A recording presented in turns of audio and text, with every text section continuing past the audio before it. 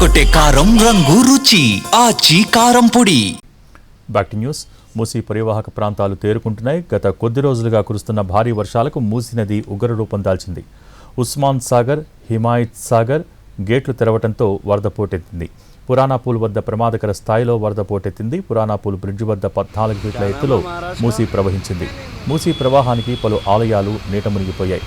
మూసీ ఉగ్ర రూపానికి ఆలయాలు ధ్వంసమయ్యాయి. వరద ఉధృతి తగ్గడంతో ఆలయాలు బయటపడుతున్నాయి. నిన్న రాత్రి నుంచి మూసీ వరద ఉధృతి తగ్గింది. పురాణాపూల్ బ్రిడ్జ్ వద్ద ప్రస్తుతం 8 ఫీట్ల ఎత్తులో మూసీ ప్రవహిస్తోంది.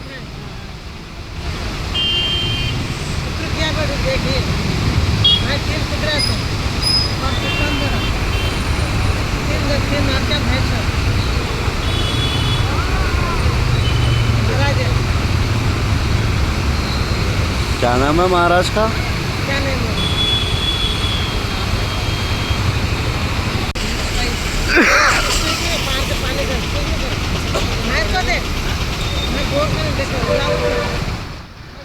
పురాణాపూల్ వద్ద తాజా పరిస్థితిని మా ప్రతినిధి రాధాకృష్ణ అందిస్తారు.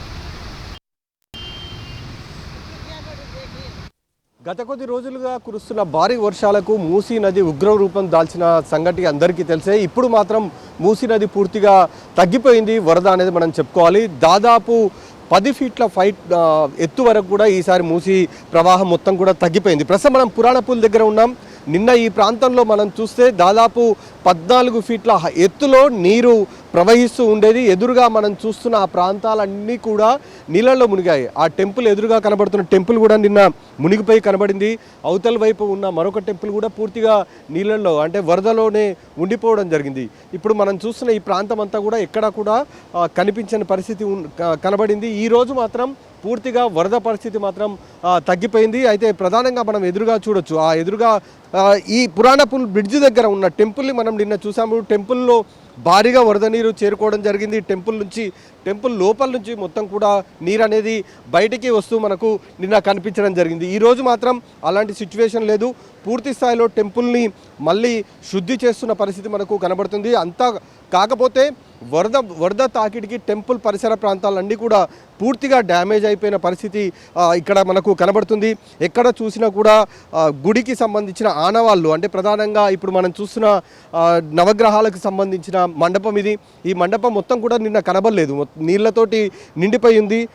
ప్రస్తుతం మనం అక్కడ చూడొచ్చు చెదారం ఆకులు అవన్నీ కూడా మనకు కనబడుతున్నాయి. ఇది గుడికి సంబంధించిన ప్రధాన ద్వారం దగ్గర ఉన్న సిచ్యువేషన్. ఇక్కడ మొత్తం కూడా బండలు పగిలిపోయాయి. అంటే ఆ వరద తాకిడికి నిన్న ఇదంతా కూడా కొట్టుకుపోయిన సిచ్యువేషన్ మనకైతే ఇక్కడ చూస్తే కనబడుతుంది. ప్రస్తుతం టెంపుల్కి సంబంధించిన నిర్వాహకులు అయితే వాళ్ళు ఒకవైపు గుడిని మళ్ళీ తిరిగి పూర్తిగా సెట్ చేసుకునే ప్రయత్నం అయితే వాళ్ళు చేస్తున్నారు. నిన్న మనం చూసాము దాదాపు ఇక్కడ ఈ ఏదైతే ఫ్లోకి సంబంధించిన రీడింగ్ చూపించే మీటర్ ఒకటికి మనకి ఇక్కడ కనబడుతుంది.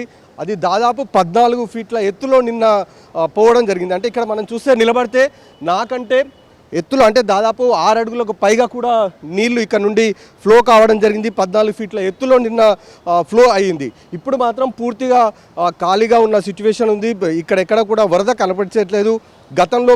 గతంలో ఎప్పుడైతే మూసీ నది ప్రవహిస్తూ ఉండేదో అదేవిధంగా ప్రస్తుతం అయితే పురాణపూల్ వద్ద ఉంది. కానీ వరద మాత్రం కొంచెం ఎక్కువగానే ఉందని చెప్పుకోవాలి. ఎప్పటిలాగా మాదిరిగా కాకుండా ఇంకా పైనుంచి వరద గేట్లు దాదాపు 4 గేట్లు ఎత్తి నీరుని వదిలేశారు. కాబట్టి ఆ మూసీ నదిలోకి ఇంకా ప్రస్తుతం అయితే నీరంతా వచ్చి చేరుతున్న సిచ్యువేషన్ మనకు కనబడుతుంది. ప్రస్తుతం ఇక్కడ గుడికి సంబంధించిన వాళ్ళు క్లీన్ చేసుకుంటున్నారు. వాళ్ళంతా కూడా గుడిని తిరిగి మళ్ళీ అంటే భక్తులకు దర్శనం కల్పించేందుకు వాళ్ళంతా కూడా ప్రయత్నాలు అయితే చేస్తున్నారు. ఎక్కడికక్కడ వాళ్ళు క్లీన్ చేసుకుంటున్న సిచ్యువేషన్ మనకి ఇక్కడ కనబడుతుంది. మళ్ళీ భక్తులు తిరిగి వచ్చి దేవుడి దర్శనం చేసుకోవడానికి అవసరమైన ఏర్పాట్లు అయితే వాళ్ళంతా కూడా ప్రస్తుతం మనం చేస్తున్నారు. ఇది టెంపుల్కి సంబంధించిన పరిస్థితి చాలా దారుణమైన సిచ్యువేషన్ ఉంది.